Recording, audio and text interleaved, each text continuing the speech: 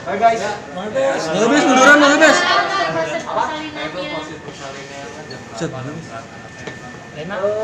Proses persalinannya kemarin hari Rabu jam 9 pagi melalui operasi Nggak pakai sesar. mic nih, Mas.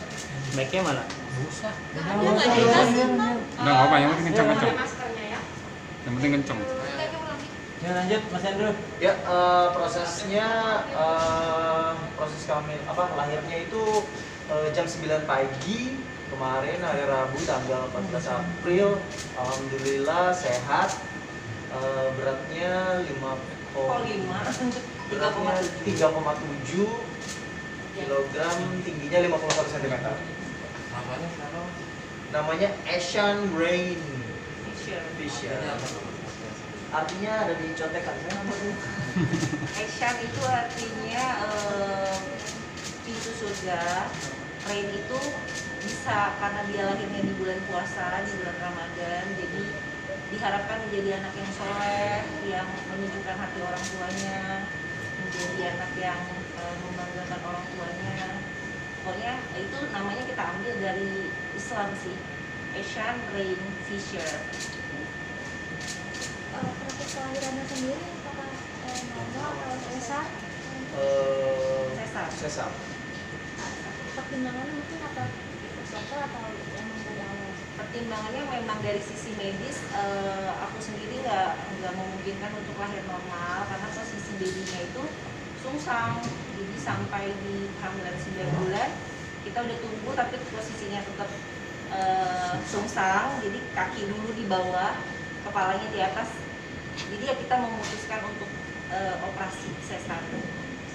Berapa lama Mbak proses menunggu proses untuk kembali normal dari posisi sungsang? Jadi tuh babynya memang dari awal dia udah posisinya begitu aja sih. Jadi kan si baby ini memang sebenarnya kalau sungsang itu nggak berbahaya, cuma memang untuk jalan lahir normal itu kan memang harus kayak usaha lebih untuk dibalikin dulu atau kayak gimana. Kepalanya harus dibawa. Kepalanya harus dibawa, dia harus nyari jalan keluar sendiri, dan sampai udah mendekati hari lahir tuh nggak berubah-berubah gitu loh. Jadi kita Kepalanya di atas terus, jadi kakinya duluan ya. Jadi kalau normal juga nggak mungkin juga kan. Tapi tipe agresif ya sebetulnya? Aktif ya, iya, babynya aktif banget, alhamdulillah di perut tuh bener-bener aktif banget, nendang-nendang terus. Kayaknya memang buru-buru pengen keluar juga sih dia. Ini kan Proses operasi sesarnya berapa lama mungkin makan waktu? Sesarnya kita masuk jam 8.30, selesainya sekitar jam 10-an lah. Jam 10 ya. 10. Itu lumayan sih, itu pertama kali kita masuk ruang operasi gitu, sudah gitu ruang operasi sesar kita lihat semuanya gitu kan, dan kebetulan aku juga boleh masuk karena udah spot PCR juga, jadi dibolehin sama dokter-dokternya untuk nemenin gitu loh, jadi lumayan, jadi ada temen juga. Itu seru sih, benar-benar tegang banget, deg-degan banget. Terus waktu dengar bayinya lahir terus dia nangis, kita sama nangis. Iya, kita tuh nggak berhenti nangis berdua karena Jadi bayinya lahir gitu loh. sampai sekarang tuh masih kayak ini bener nggak ya kita tuh udah jadi ibu sama bapak gitu, karena kan kalau masih di perut masih kayak belum real aja gitu kan ya. Waktu di ruang operasi tuh pas nangis lagi karena tuh bener-bener sedih banget gitu. Sampai kan aku juga lupa gitu loh, karena dari kemarin malamnya aku udah oke belajar azan, oke aku dengerin dari YouTube apa segala macam. Giliran pas hari H udah segalian anaknya, ayo silakan azan. Nah, gimana ya dok? Lupa. Terus akhirnya dibantu juga sama dokter juga ya. Alhamdulillah. Yang penting selamat sih, semuanya berhasil, bayinya juga sehat juga, jadi senang banget. Berarti Mas Endo sempat nge-break pas ngazanin si Iya, babynya. iya. Jadi pas Allah Akbar, Allah. Habis itu apa lagi ya? Dok, gimana ya dok? Perkenalkan, ini dokter anak kita. Ini dokter Abes, Abdullah Reza, SPA. Kita masih nunggu satu dokter lagi, dokter Batara. Dokter Ojin ya. Nah, dokter Batara itu dokter yang dari awal kita program bayi tabung. Jadi Esyam itu kenal dokter Batara ini yang lagi OTW itu masih jadi embrio sampai sekarang gitu. Jadi kecil kan dokter. Dan kalau dokter Reza ini adalah dokter anak yang pas lahir ya dok ya langsung dicek, nanti dokter Reza bisa jelasin Ya Mas Hendro, suatu keberkahan Mas, apalagi mau di bulan Ramadan seperti apa?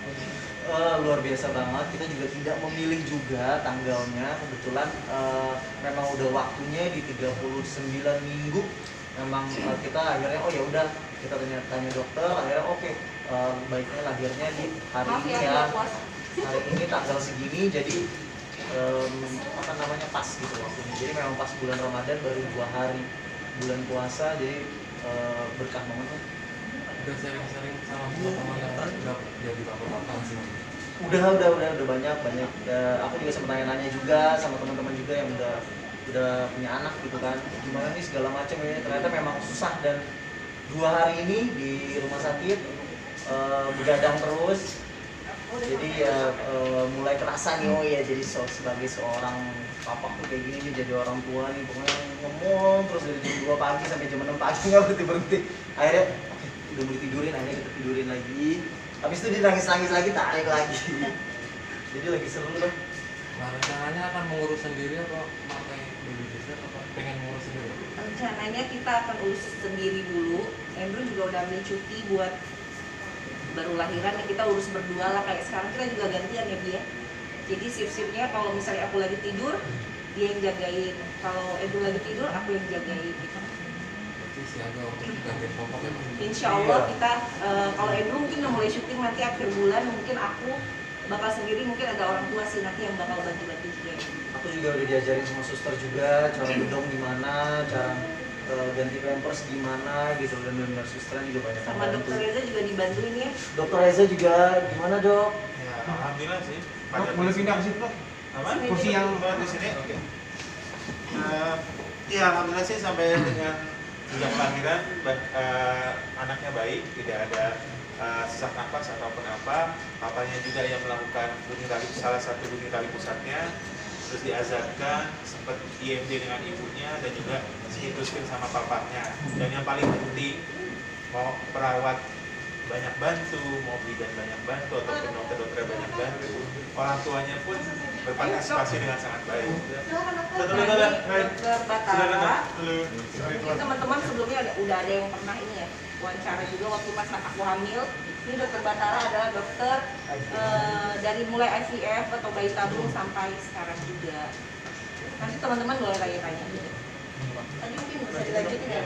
Itu ya, kalau kita lihat sampai saat ini sih bayinya kondisinya baik, beneran berat badan hanya sedikit, dan insya Allah hari ini boleh pulang ya. Mungkin pulang kita sorry. Kayak Andrew sendiri mungkin gimana ya kan penantian ya beberapa tahun, seperti apa sih maksudnya? Perasaannya. Seneng banget, excited banget. Kita udah menikah 4 tahun dan akhirnya kita coba untuk IVF sama dokter Batara, dan akhirnya dokter Batara bantu kita gitu, benar-benar mengusahakan sekali. Jadi benar-benar perjuangannya itu kita lihat sendiri gitu, dari embrio, dari masih setitik segini gitu loh, sampai akhirnya berkembang besar, akhirnya bisa jadi bayi gitu. Jadi benar-benar Kuasa Allah lah, luar biasa.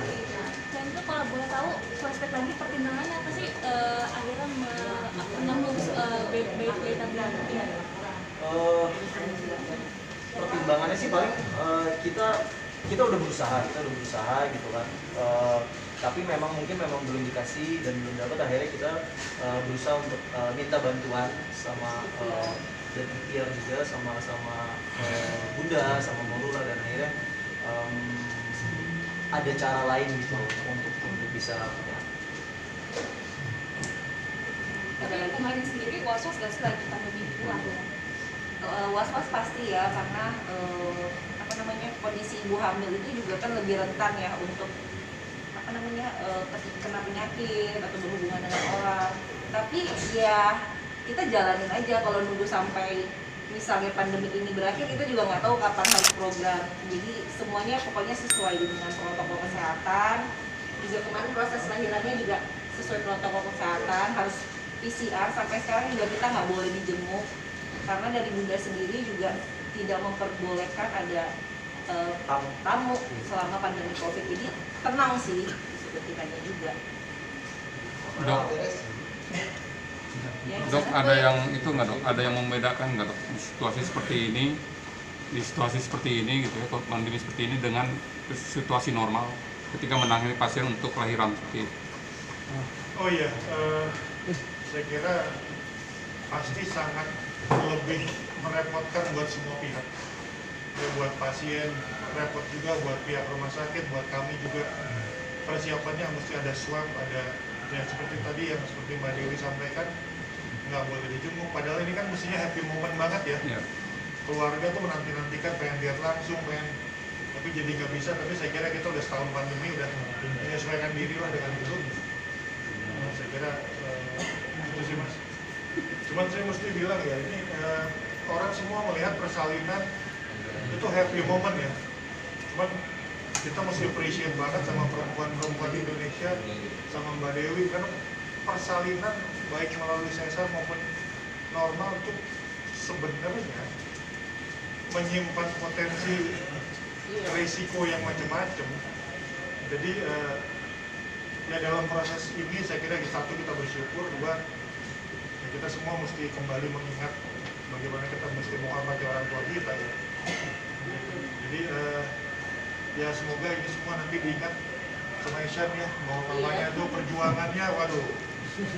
Saya pertama kali ketemu sama Mbak Dewi sama Mas Andrew tuh September 2019 ya. Saya lihat timeline gitu belakang, ya ampun, kita kenalan udah hampir 2 tahun ya, 1,5 tahun lebih. Gitu, dari perjuangannya, ups and down-nya, ya sama-samanya tuh ini banget ya. Berkesan banget dan mendalam banget. Nah, tapi memang beliau berdua ini kalau menurut saya ya bisa menjadi role model gitu buat pasien gitu, karena datang tuh satu selalu tepat waktu gitu. Mbak Dewi, Mas Edu datang tanggal segini, dia datang gitu. Nggak, seingat saya nggak pernah tidak tepat waktu satu.